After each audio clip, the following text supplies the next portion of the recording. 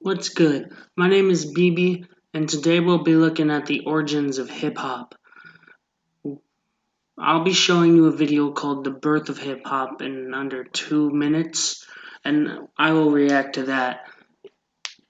It talks about how hip hop came about in the early 70s, late 70s. I don't know, he'll tell you. Anyway, and then after that, I got a little surprise because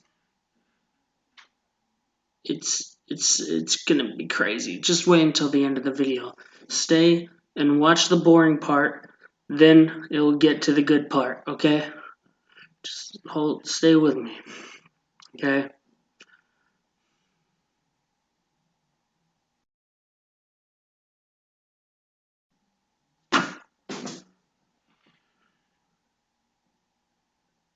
Alright, let's get into it. In August 1973, a young Jamaican-born New Yorker known as DJ Koolherc threw a party in the South Bronx. With a pair of turntables, he improvised a technique that isolated and repeated musical breaks. That technique would lay the foundation for a genre known as hip-hop. Hip-hop music emerged from house parties in the Bronx and spread like wildfire between friends and neighbors at block parties. The new sound was electrifying. In the schoolyard during recess. I'd love to be alive during that time and just be there. I don't know, when does this take place? It would suck if it was like in the 50s and all the segregation and shit. It sucks that shit happened, man. Because, the black culture was really alive. It still is, but it was just... That someone would have a boombox. And then someone would start rhyming. You didn't have recorded versions of hip-hop at that time. Within a few years, it had become an underground cultural movement, and its distribution was homemade. You couldn't purchase albums or records, and you couldn't hear hip-hop on the radio. The only way that you could participate in the culture musically was through these cassette tapes, which would circulate all throughout the city. That's how a lot of artists became popular, actually. They would sell their CDs and stuff to other people. As its influence deepened and broadened, the music spread from the underground onto the radio. In 1979, a group from suburban New Jersey released Rapper's Delight, one of the first hip-hop records. Now what you hear is not a test, I'm rapping to the beat. I wish I was alive during that time. The flow of these old school songs, they're amazing. They're just so groovy. And me, the groove, and my friends are gonna try to move your feet. And the Sugar Hill Gang's hit was just the beginning. As hip-hop evolved, it became a passion shared by millions of young Americans who used it to articulate their identity and their politics, creating a vibrant, multicultural community across the country. Our generation of young people, we had to find new ways to communicate, Nas is great. Just getting on the records and speaking about the truth. Its lyrics reflected the social and economic conditions of the inner cities as seen through the eyes of the people who lived there. Don't push me, cause I'm close to the edge. I'm trying not to lose my head. Say what? It's like a jungle sometimes. It makes me wonder how I keep from going under. I think it was Chuck D who said, it's the CNN of the black community. It's actually reporting on all of these things that we've experienced in poetry form and musical form.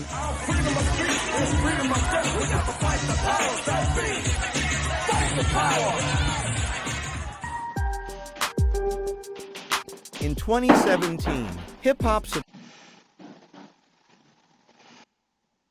surpassed rock as America's #1 stream genre for the first time ever. Decades Just keeps getting bigger and bigger. Yeah. I like rock too. It's weird. I like any music actually, so it doesn't, you know. After its birth, hip-hop has grown from its underground origins in the Bronx to become one of the most popular genres of music throughout the world.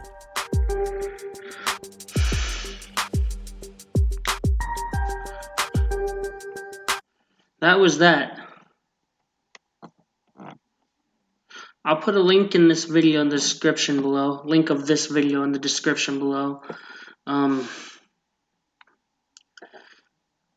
Black History in 2 minutes or so. I guess that's the channel name.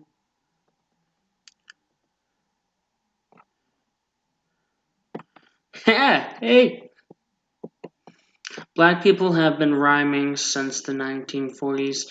It was called hip hop, then it evolved over time. I'm not sure about that.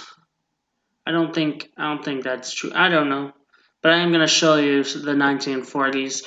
It's weird because all music, almost every single genre rhymes, right? But only hip hop rhymes in a certain flow and rhymes to a beat. So I'm going to show you something else.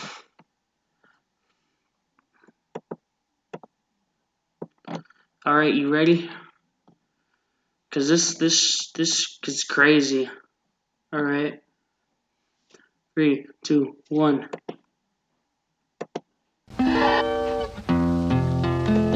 Now the video is called 1940s rapping, but wait for it, cause at the end they drop a beat. Now what they did here, what they were singing about had to do with, I think it has to do with Father Abraham. So I don't know. I probably shouldn't have that be a disclaimer. I don't know. Just in case you're really a stickler for religion, it's religious. Yeah. But it's over and over.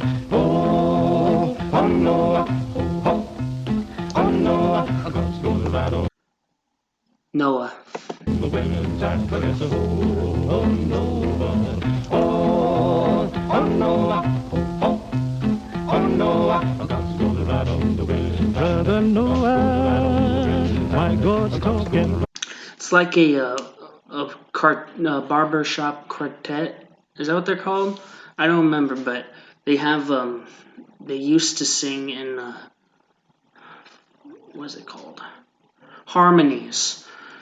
That's what this is, I think. Said he would ride on a wind and tide. Hey, children, stop still and listen to me. God walked down to the brandy sea. He declared that. You see, he's rhyming to a flow. The evil to send a man, and then he decided to destroy. He's rhyming a flow. The land. He spoke to Noah. Noah stopped. He said, Noah, I want you to build me an ark. I want you to build it 3 cubits long. I want you to build it big and strong. I want it 50 high and 50 wide so it will stand the wind and tide. It's oh Noah, oh Noah. I tell you, one of the weird kids, when I had my MP3 player, I probably would have put this on. Just saying.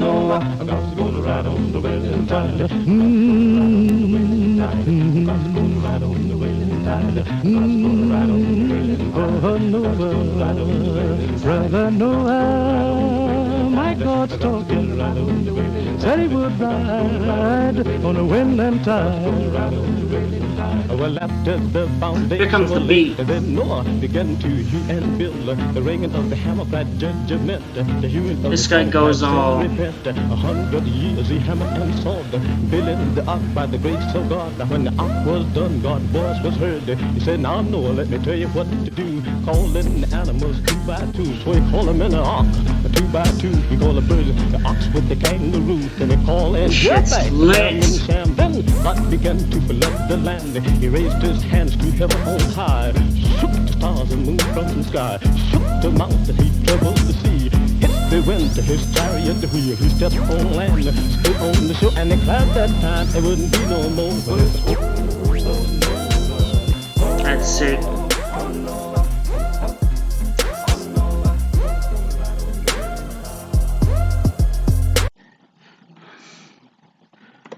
No, I'm not sure if... Is that the name of the group? Huh. Because I would say the name of the group if I knew the name of the group. I guess it's the name of the group without the edited version, which had the beat in it.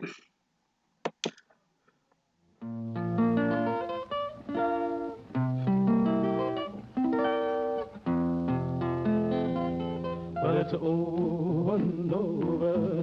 Oh, oh no, oh no, I got shoulder right on the women's side, but it's over and over. Oh, Yep, that's the group, I guess. I'll have to like make a part 2, and we'll react to some of their songs.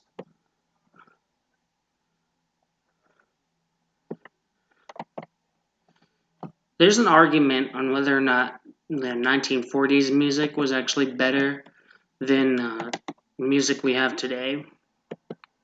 And 60s is where it basically plateaued, or not plateaued, but climaxed and then stopped and then went downhill from there. What I have to say about that, I have to say, no, that's not true, but that's also, 60s music was really good. I think music's just changed. I do feel like the popular music is kind of milked for all it's worth. It's edited, it's pushed down, it's compressed, it's all this crap that they do for money's sake. But the soul of music, I think that's what, like the very passion behind making music's what makes it the best. And I think that's more live than it's ever really been. It's very diverse. There's music for everybody now. So, you know, I think the passion in the actual music industry, the people selling music on radios and stuff back then, it was a lot better for sure. But music's way more diverse and way more better for everybody else. For everybody. Rapping didn't exist in the 60s. They had these, I guess, but who knew about this? Maybe people did. I don't know, man. But the point is, there's a name for it now, and everybody likes it. You know, I'm kind of ranting now, but my point is, music's like really good now. There's music for everybody. I think we should all be appreciative of hip hop, and just the world we live in with all the music you can possibly want. I'll leave links in the description below of the birth of hip hop and these guys and the edited one with the beat. I think the edited one with the beat's more for funny's sake, but it does help you put in perspective just how much this is really what people define rap as today. I feel like if you define rap, it's rhyming as to a flow, to a beat, rhyming a flow to a beat, and that's exactly what these guys are doing here. There's no getting around it. So, So, have a nice day. I hope you love the video, and peace out.